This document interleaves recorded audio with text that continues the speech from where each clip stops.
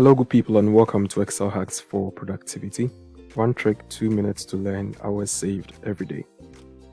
In this short video, we'll learn how to calculate and insert subtotals in Excel.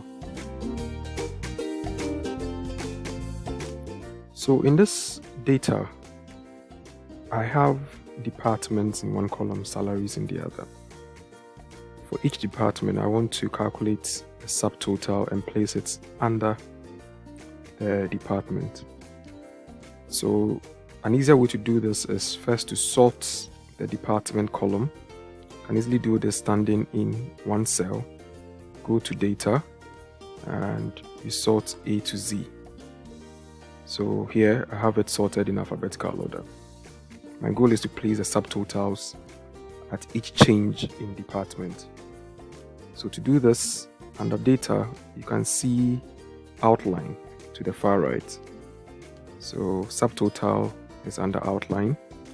So standing in the cell, you click subtotal. Now you get this dialog box.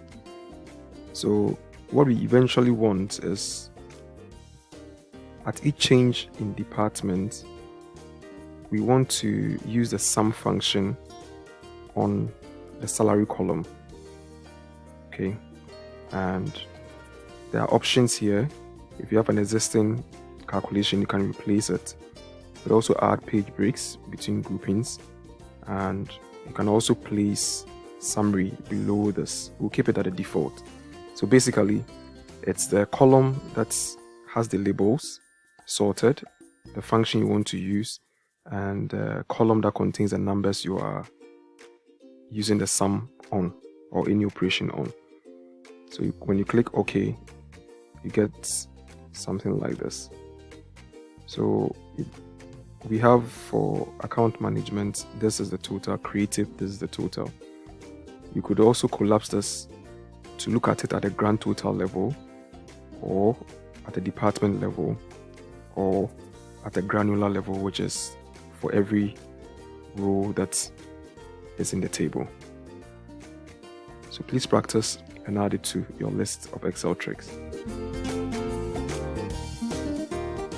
For more of these short videos, you can send ad to this WhatsApp number. We'll add you to our broadcast list.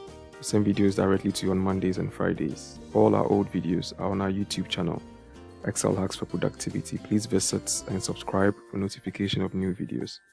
Or give us a like on our Facebook page. Thank you for watching.